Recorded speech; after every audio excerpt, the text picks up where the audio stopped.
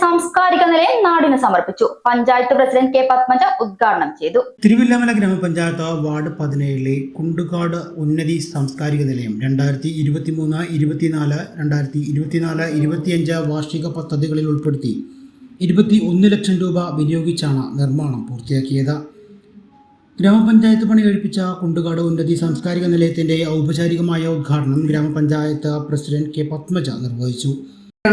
മിക്കതും നമ്മൾ കണ്ടുവരുന്നു.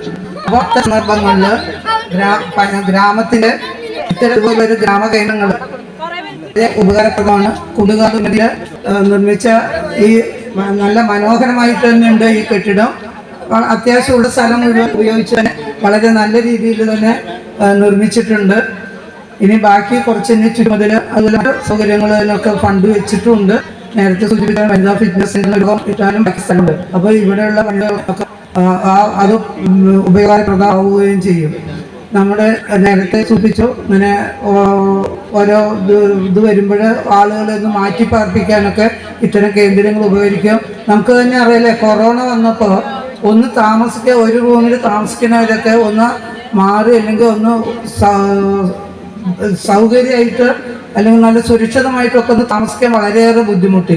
അപ്പോൾ ഇതുപോലെ എല്ലാ വാർഡുകളിലും ഗ്രാമകേന്ദ്രങ്ങൾ പണിയാൻ നമുക്ക് പഞ്ചായത്തിന് അല്ലെങ്കിൽ തദ്ദേശ സ്വയംഭരണ സ്ഥാപനങ്ങൾക്കൊന്നും ഒരു ബുദ്ധിമുട്ടില്ല.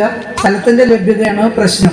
വൈസ് പ്രസിഡന്റ് മുത്തേൻ അധ്യക്ഷത വഹിച്ചു. വികസനകാര്യ standing committee chairperson Smitha Sukumaran, ക്ഷേമകാര്യ standing committee chairman V Ramachandran, 17ാം ward member advocate K S Shabna, ഗ്രാമപഞ്ചായത്ത് അംഗങ്ങളായ K P Umashankar, K T Sumathi, Unnikrishnan Mullakkal, Prashanthi Ramarajan തുടങ്ങിയവർ സംസാരിച്ചു.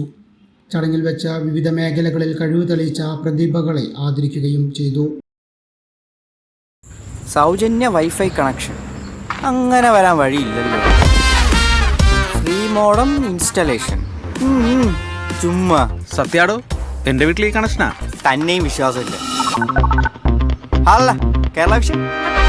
കേരള വിഷനിലേക്ക് സ്വാഗതം. ഇപ്പോൾ വൈഫൈ കണക്ഷൻ എടുക്കാം ഫ്രീ ആയി.